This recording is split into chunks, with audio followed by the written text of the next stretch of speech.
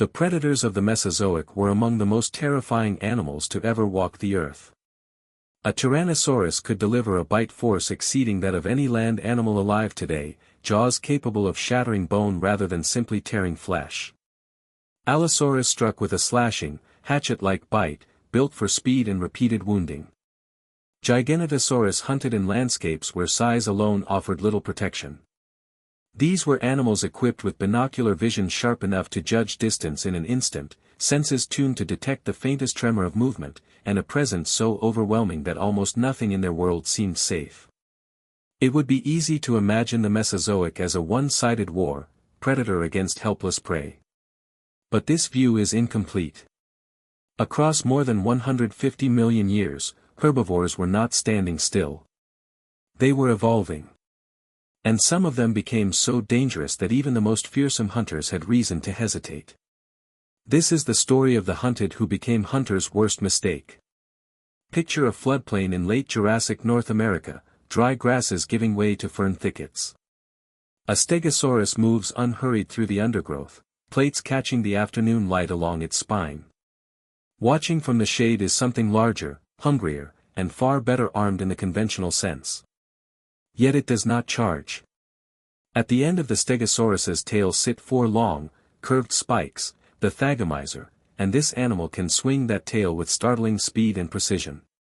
Whatever predator made that mistake paid for it, likely for the rest of its life. A blow from that tail could shatter bone, puncture lungs, or open wounds that would fester in a world without antiseptic or aid. So the predator circles instead of charging, studying the angle of that tail, waiting for the Stegosaurus to turn its back, a mistake this animal seems unwilling to make. Few creatures in Earth's history have achieved a scale that functions, by itself, as a weapon. The Sauropods did. A fully grown Brachiosaurus or Diplodocus could stand taller than a 4-story building and weigh more than a dozen elephants combined. To a predator, this is not simply a meal. It is a moving structure capable of ending a hunt with a single misplaced step. Imagine a pack of theropods shadowing a sauropod herd at dusk. They are not foolish enough to approach the adults head-on. A tail alone, in species like Diplodocus, could be whipped at speeds approaching the speed of sound near its tip, a living bullwhip capable of breaking bone on impact. A single footfall, meanwhile, carries enough force to crush anything beneath it without the animal even registering the contact. So the predators do what predators have always done when the prize is too dangerous: they wait, and they watch the edges of the herd, where the young and the weak occasionally drift from protection. The adults remain untouched, their sheer mass an insurmountable wall of muscle and bone. By the close of the Cretaceous, in what is now western North America, a different kind of fortress had evolved, one built from horn and frill rather than size alone. Triceratops stood roughly the weight of a large rhinoceros, armed with 2 brow horns approaching a meter in length and a nasal horn capable of puncturing armor-thick hide. Even Tyrannosaurus rex, the most powerful bite in the animal kingdom, appears to have approached Triceratops with caution. Fossilized Triceratops skulls bear healed bite marks consistent with Tyrannosaur attacks, wounds the animal survived. Survival implies the fight was not one-sided. A horn driven into the right place could rupture an artery or pierce through muscle into the chest cavity of even the largest predator. So perhaps a Tyrannosaurus, scarred from some earlier encounter, watches a Triceratops herd grazing in open ground and chooses, this time, to look elsewhere. Reputation, in evolutionary terms, can be its own form of armor. Not every defense came from horns or tails. In late Cretaceous Mongolia, an animal existed that seems almost to defy classification at first glance. Therizinosaurus stood on 2 legs, carried a deep, pot-bellied frame built for digesting vast quantities of plant matter, and possessed arms ending in claws stretching longer than a human forearm, among the longest claws of any known animal. Despite its unsettling silhouette, Therizinosaurus was a herbivore, its terrifying claws almost certainly used for stripping vegetation rather than predation. But appearance carries weight in nature, and a creature standing taller than most predators, arms spread with those immense, scythe-like claws raised, would have presented an image few hunters wished to test. A single swipe, even an unintentional one, could open wounds no Cretaceous predator would recover from easily. Sometimes the most effective defense is simply convincing the other animal not to try. There was one herbivore that took defense further than armor alone. In the final million years before the Cretaceous' end, Ankylosaurus moved across the floodplains of North America like a living fortress, its back studded with bony plates, its flanks lined with spikes, and its skull itself reinforced with fused armor that no bite could easily crack. But the true weapon waited at the end of its tail.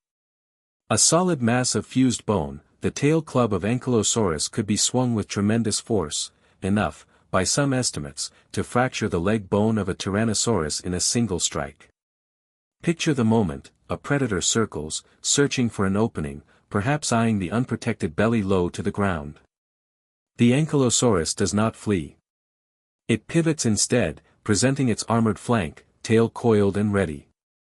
One mistimed lunge, one leg planted a moment too long, and the hunt ends not in a kill, but in a shattered limb, a death sentence in a world with no second chances for the wounded predator.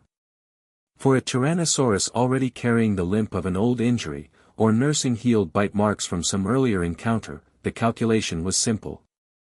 There were easier meals elsewhere.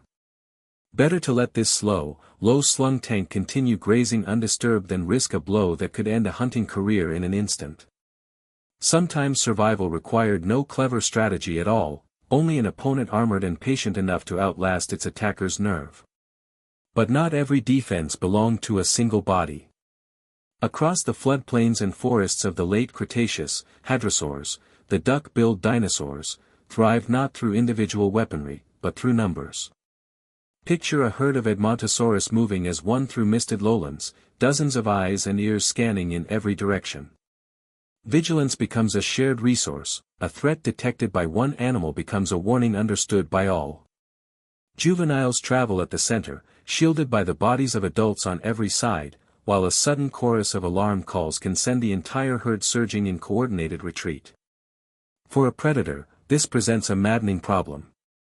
Isolating a single, vulnerable animal from a moving wall of bodies requires patience, timing, and often failure after failure.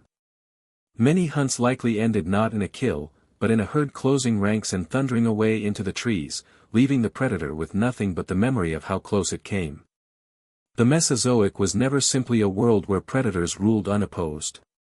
It was an arms race spanning tens of millions of years, every refinement in tooth and claw answered, in time, by a new spike, a new horn, a new strategy of numbers and patience. To survive in that world, it was not enough to be deadly. One also had to know when not to attack at all. In the end, the line between hunter and hunted was never as fixed as it first appears. Sometimes, the most dangerous animal on the landscape was the one that looked, at first glance, like prey.